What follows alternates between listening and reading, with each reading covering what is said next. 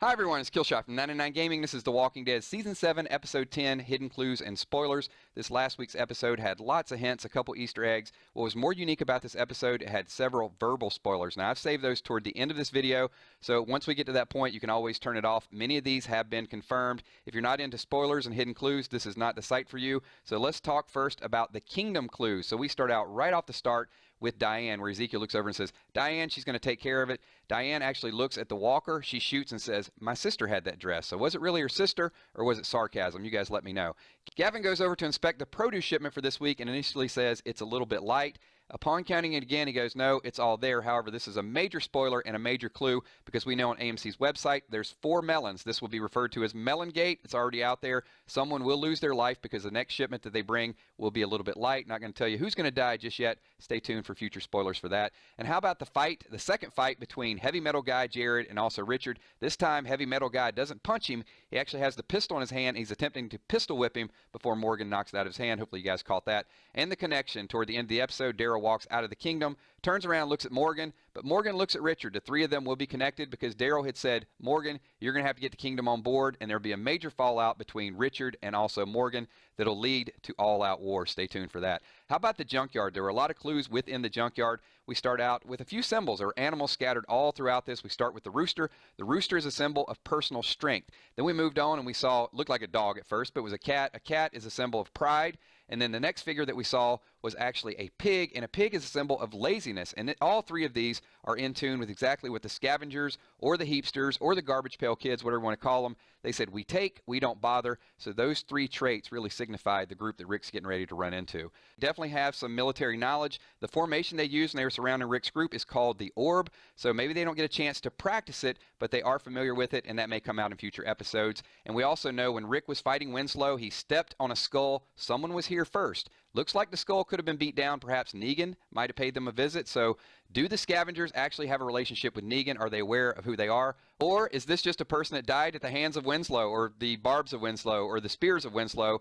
Regardless, it doesn't look good for Jadis because when Rick said, do you test people here? She said, no, that's just Winslow down there. And I thought this was extremely ironic that Rick is already following suit with the Scavengers. He's actually stealing this, and the Scavengers' motto is we take, we don't bother. Rick takes this without asking permission, gives it to Michonne to replace the one that she lost. Let's talk about Richard's fate. So Richard is just in a rough place. He's trying to do everything he can to get people to rally around so he can fight the Saviors. But you can see when he opens up to get the guns out, we see Katie's book bag. That is Richard's daughter who he lost. And in previous video I said those bottles are going to be used for Molotov cocktails. A lot of people just thought they were water bottles when he was throwing them down on the floor. We did see exactly what his purpose was when he was mixing these cocktails. And then Daryl and Richard walking forward, the ultimate in foreshadowing, we see the cemetery sign. So perhaps Richard will not make it through the end of the season. Stay tuned for more spoilers and I'll let you know exactly what is going to happen to Richard.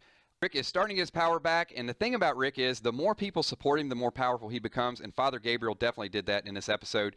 So Father Gabriel said, I was beginning to lose faith, but then I saw you. And previously, right before that, when Father Gabriel was talking to Jadis, he says, Rick can do anything, and then we get this image of Rick up on the mountaintop, definitely biblical reference. Moses on the mountaintop, so Rick once again demonstrating that power. I thought the background was just epic. Leave your thoughts and comments below. So how about movie and comic clues? There were a couple in this episode as well. So we saw the trailer in the background. This is right after the epic fight between Richard and Daryl. Now we know that trailer has also been used in a very famous movie. It was in Smokey and the Bandit, and this is the actual trailer that was in this picture that was used in the movie. They got the old beaten down version of it, but that was it. And also another comic book reference. Here we go. Rick is in this epic fight with Winslow, puts the spike all the way through his hand. We saw the bloody hand in the background. How are they going to do this? You can't just stitch up a hole that easily. So is this once again a teaser that Rick is going to lose his hand? I know people are already talking about it. Now in the comic book, we know it was way earlier. The governor actually chopped it off. We've already been teased with hand loss before with Rick in the RV, and also Negan threatening to cut off Carl's hand, so I'm going to say it's not going to happen. And lastly, we're going to talk about verbal spoilers. This is your chance to turn away. A lot of these are confirmed, so if you don't want to know what's going to happen, do not watch any further. So here we go.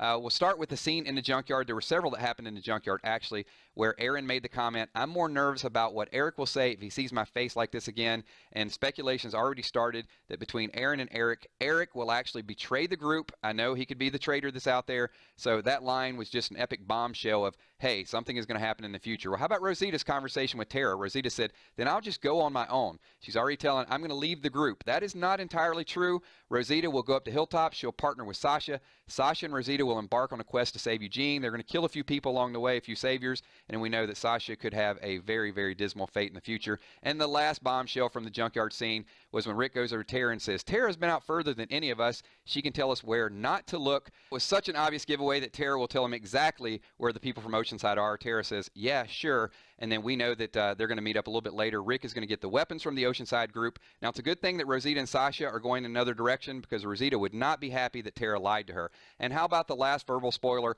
was Carol. Carol says, I could kill them. I would if they hurt any of our people. Then there would be nothing left of me. So Morgan will tell Carol what goes on a little bit later on. Carol is going to go in war mode. She'll have one big fight left, and I'm going to speculate very, very early, if they do take the 2-year hiatus that Michonne had taken to be a pirate with Pete, I think Carol would get that role. It really is the only way at this point I think Carol can get away from everything. And lastly, we'll take one more look at the table. I know we've talked hidden spoilers with this over and over again, but it seems like the other side of the table is really getting empty pretty fast. We've got Glenn over there, we've got Abraham, we've got Spencer on that side of the table. Eugene may turn coat and actually become Negan this week. And we got Sasha, who is hanging by a thread as well, too. There's a lot of speculation with Sasha. My question to all of you is, when are some of the deaths going to happen on this side of the table? We got Morgan in the middle. Carol could be living on borrowed time. But I'd love to hear your thoughts, your comments. When is the death going to even itself out? Or does the table have some type of relevance and some type of order? Thanks once again for watching. This is this week's Hidden Clues. We will have complete spoilers coming up very, very soon. And also we'll have our Sunday spoiler live stream. And also we will all talk live after The Talking Dead. My name is Killshot. Give this video a thumbs up and look for more videos very soon. Peace.